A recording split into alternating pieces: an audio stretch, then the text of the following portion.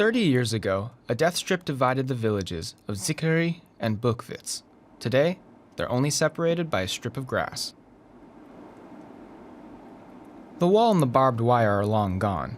You can drive freely between Beckwitz in the east and Zicherie in the west. A line in the asphalt is the only dividing line. The wall that divided Beckwitz-Zicherie fell on November 18, 1989, 9 days after the Berlin Wall. ELISABETH BRATKE witnessed it all.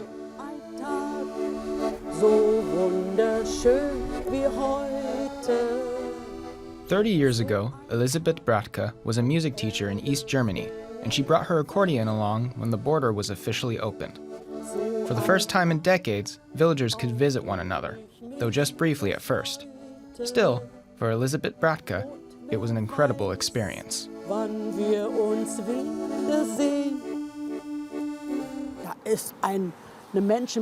Crowds of people streamed back and forth for 2 hours, and we sang everywhere and were happy. The euphoria was indescribable, because we never thought we'd ever live to see this. But we did.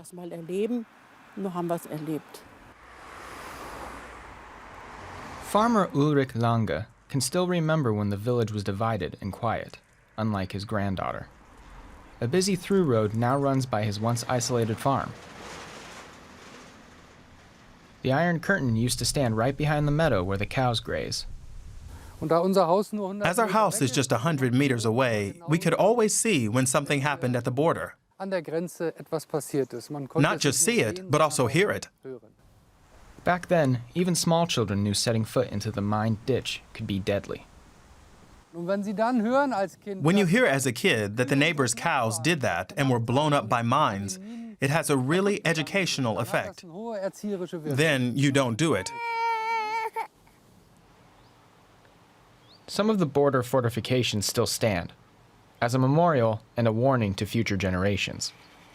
Yet, as much as people here suffered from being separated, becoming reunited didn't prove easy either.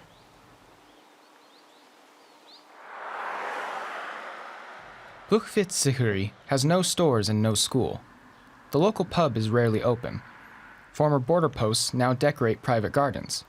The wall might have gone, but the two villages still are situated in different federal states, leading to bureaucratic problems. Beckwitz in the east doesn't have a fire department anymore, and the one in Zicherie is only responsible for Zicherie. Unfortunately, we have nothing to do with Beckwitz because that's in another state. The state border still divides us. And if there's a fire there?